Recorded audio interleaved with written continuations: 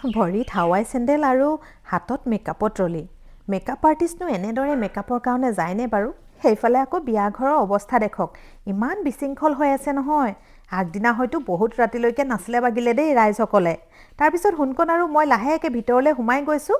চাইছোঁ এইফালে চকী টকী একো ঠিকেই কৰা নাই। গিহঁত এগৰাকী ওলাই আহিছে, বোলে দৰাৰ নবৌৱেক হৈছোঁ দেই, আপোনালোক ভিতৰলৈ যাওক। তেওঁ কথামতে আমি লাহেকৈ ভিতৰলৈ সোমাই গৈছোঁ। এইফালে আকৌ কইনাই লাহেকৈ গা ধুই আহিছেহে দেই। আমি গৈ পালোগৈ 7 বজাত। 7 বজালৈকে কইনানো গা ধুবলৈ থাকেনে? হ'লেও নতুন ছোৱালী কিনো ক'ম আৰু ন।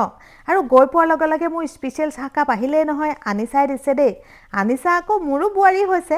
কোন ক'ত কিয় বিখ্যাত এইবাৰ আপোনালোকক কৈ দিওঁ শুনক। এইখন হৈছে মোৰ ঘৰৰ বিয়া, আৰু পইচা নোপোৱা বিয়া যে, সেইকাৰণে সোনকালে কামটো শেষ কৰিবলৈ অহাৰহে কথা আৰু এনেদৰে মই কিয় গৈছোঁ, মানে মেখেলা চাদৰত যে নাই যোৱা, এনেদৰে পিন্ধি গৈছোঁ কাপোৰ কিয় গৈছোঁ সেইটো আপোনালোকক পিছে পৰে জনাই আছোঁ।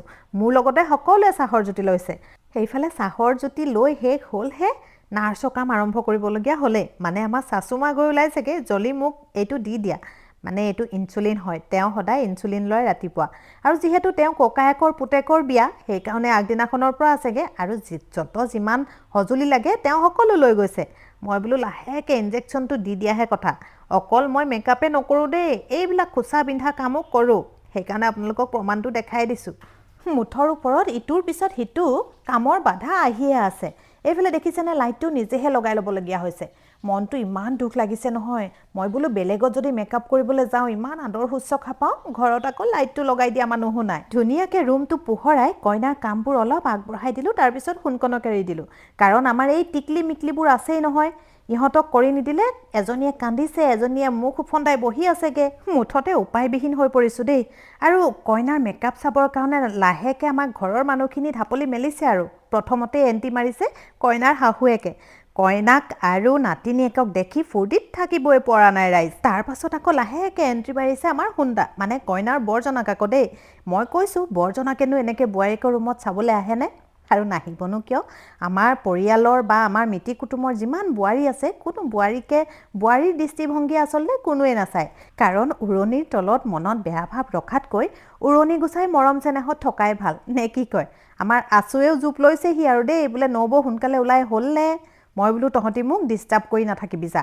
মানে মই যিমানে সোনকাল কৰোঁ বুলি ভাবিছোঁ, ইহঁতবোৰে মোক সিমানেই দেৰি কৰি আছে। এইফালে দৰাটো ওলাবলৈ আছেই, আৰু টুপুৱে নিজে ৰং লগাই ল'লে গালত, দেখিছেনে বাৰু? ফাইনেলি আমাৰ কইনাও ৰেডি হৈ গ'ল, আমাৰো কাম শেষ কৰিলোঁ। আৰু মই যে কৈছিলোঁ মই এনেদৰে এনেকুৱা ড্ৰেছত আহিছোঁ বুলি, আচলতে আজি আমাৰ বেলেগ এখন বিয়াৰ মেকআপ আছে। আৰু সেইখন বিয়াৰ মেকআপ 2 মাহৰ আগতে মোক অৰ্ডাৰ দি থৈছিলে। সেইবাবে আমাৰ আটাইকেইজনী ননদৰ আশাত চেঁচা পানী ঢালি মই ওলাইছোঁ অন্য এটা বিয়াৰ মেকআপৰ কাৰণে। কাৰণ আমাৰ কৰ্মই ধৰ্ম, আৰু আগৰ পৰা যিহেতু অৰ্ডাৰ লৈ থৈছোঁ, এডভান্স লৈ থৈছোঁ, যাবতো লাগিবই। গতিকেলৈ আমি সোণকণ আৰু মই দুয়োজনী ওলাইছোঁ বিয়াৰ মেকআপৰ কাৰণে। আৰু মোৰ ভিডিঅ'টো ইমানতে সামৰিছোঁ। মোৰ ভিডিঅ'টো চাই কেনেকুৱা পালে জনাব। আজিলৈ আহিছোঁ। সকলো ভালে থাকিব, সকলো কুশলে থাকিব। বাই।